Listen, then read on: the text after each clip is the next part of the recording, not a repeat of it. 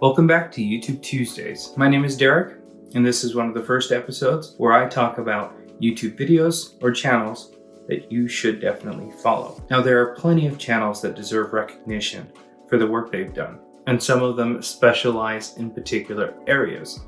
So depending on what you're looking to get into or what you're already doing but want to advance your skills in, there's definitely specific people that you should be following. Off the top of my head, a couple of those channels would be someone like Louis Rossman, Jessa Jones from iPad Rehab, Mark Schaefer used to upload, Micro Soldering used to upload. They still have great content. STS Telecom, The Art of Repair, Northridge Fix, VCC Board Repairs, Rescue, and Rewa. Those are just a couple off the top of my head. If there's a channel that you watch or follow that I didn't mention, leave in the comments below. There are plenty of them out there that don't always get the recognition that they deserve. But today I want to focus on a channel, and this isn't something that they've asked for. It's just something that I feel like if you're really wanting to get into the deep repairs and have better knowledge, then following the right people, in my opinion, is the right way to go. Oh, and someone I forgot to mention, especially if you speak Spanish, is Edgar Yo Reparo, or I think he does an English version as well. He's got excellent content for micro soldering and repair in general. But the one that I wanted to focus today is VCC Board Repairs. I believe he's been uploading videos for about maybe 6 years. If I remember right, he's got something like 32,000 subscribers, but his content is solid. And he's one that doesn't hold back the knowledge. He tries to put it all out there, especially when he's showing his videos. Let me just break down quickly for you one of his more recent videos so you can see what I mean. This iPhone 10 came in for no power and customer needs their data, so we're going to walk through how to diagnose it. So right now it is charging at 0.29 amps, which is basically 291 milliamps. So when you have a phone connected to a power supply, it shouldn't automatically take any current. It should be zero draw. If you have a draw when you've just simply connected it to a power supply, you know that you have a short. And it's typically on one of 3 to 4 rails. It's either on your battery line, your main lines, or your boost line. If you don't have any draw, but you still have a completely dead phone, then it's typically on a secondary line and presents itself in other ways. This one, as we can see, it does have an immediate draw when he plugs it in. We're going to plug into the DC power supply and check consumption before prompt to boot, after prompt to boot, and then based on the results, we'll know where to go from there. It's going to be a VDD main, BAT VCC, or VDD boost. Sometimes some other lines that are connected to one of those that allows the current to flow.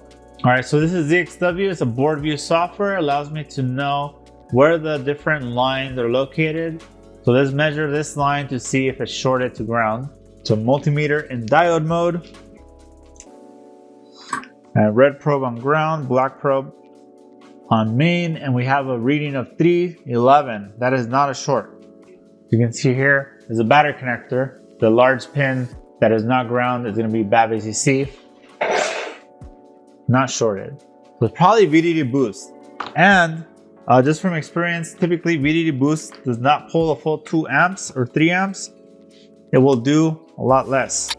Now on this particular phone, there aren't any lines on VDD boost that you can test with a multimeter without splitting the board. Most of the phones, most iPhones have a line somewhere that you can test, whether it's a test point on the back or a component that maybe has some underfill on top of it. But there's typically a line that you can test without splitting the boards. But on this model, we have to split the boards. All right, so we're gonna split the sandwich because we gotta get inside. All right, so we're about to reach temperature. These are super easy to split because of the low temp solder. So I just grab it like that, turn on the fan. So I'm gonna put my red probe on ground, which is one of these pads. And according to ZXW, look at that. I was right. So VDD boost is shorted here on the top board. So when you have a shorted component in a line, all the components in that line will appear short. It's kind of like if you had a bunch of people line up in a row and hold hands and you connect power to one side of them, they won't feel anything until the last person touches a ground a ground source. They just love each other so much. Oh wait, no. Josh is holding us at a 500,000 volt charge. And now Mark's hair is starting to go. And so Alex is going to give him a fist bump and everybody is going to be so happy. Alex, whenever you are ready, go.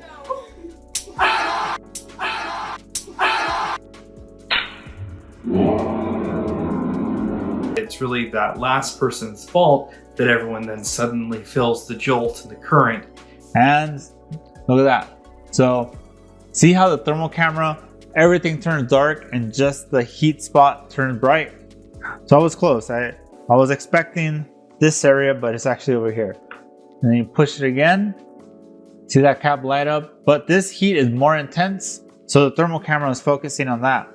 But there's a capacitor here. So this is the area we're looking at. If you look at the thermal camera, you see it is this chip heating up, but actually something over here is the actual culprit. Because the capacitor, it is what tends to short to ground.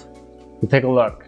This shorted capacitor is where all the current is gonna flow to. Electricity wants to flow to ground. That's why basically lightning strikes. There's charged particles in the sky and it finds a path to ground. And since there's no resistance, it just goes at full speed and it creates a big explosion. So the current is flowing through the connector, through this, through the MOSFET, through the VDD boost IC, ultimately ending at this capacitor where it shorts to ground. So you got to keep that in mind. Anytime you see that chip heat up, you got to check, is that chip connected to another line that then is connecting to where the true culprit is at? And if you were just to look at what's heating up and didn't think it through, you might replace that chip thinking that's the fault. You replace it and the short's still there because you didn't clear the actual root cause. So in this circumstance, and in most circumstances when it comes to individual capacitors, the most practical thing and the best thing to do is just to flick it off the board. You'll have to be careful with the direction you flick it, the angle you flip it, the tool that you do it with, so you don't damage any of the surrounding components. But it's much safer than to heat up the board to soldering temperatures, potentially causing squeeze out from underfilled components, agitating something too much. So flicking it off is the most practical way to do it. And sometimes you lose a pad in the process. Most times the capacitor doesn't need to go back in order for the device to work properly because there's enough capacitors on most lines to support the fluctuation that they can handle. There's tolerances on each line. They can handle basically a specific value plus or minus a certain amount. And so losing a capacitor, you still kind of fit in that area of required power. And then I'm gonna stick my blade in here and just kind of wiggle the cap like that. Break it off. Now, I took the pad with it. I can't really measure that anymore, but let's measure over here. Look at that, VDD boost is no longer shorted.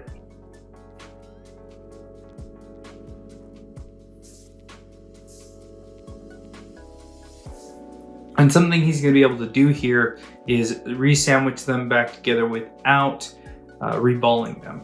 In a lot of circumstances, you have to reball, especially on the newer phones. They're kind of harder to do this, even though not impossible. Just the temperature that the solder has to get to on the newer boards makes it kind of hard to re-sandwich them, and it's much easier to wick them and add a lower melting solder to get them to join better. But with this one, having a solder, I think it's a 148 factory solder, 200 degrees, you don't need to get it there. 180, 160, plenty for an iPhone 10. But in this case, because the board was split perfectly and the spacers still exist, not only will he not have to reball it, but he'll be able to add compression, which you can't do if you reball. Once you reball the board, you can't put any compression. You're relying solely on surface tension.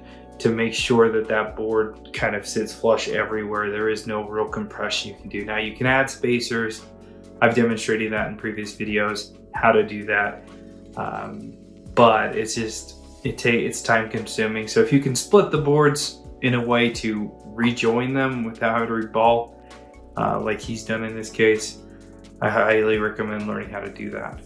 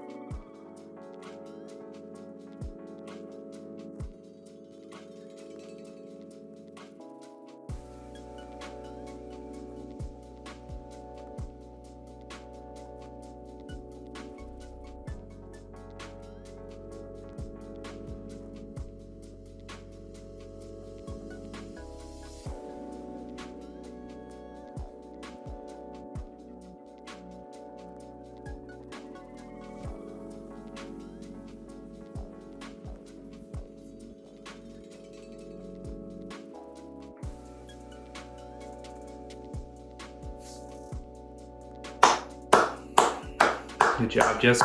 So that sums up today's YouTube Tuesday.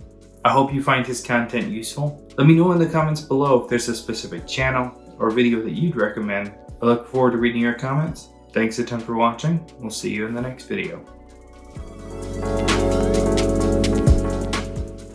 Mobile Centrics is on YouTube, Facebook, and Instagram.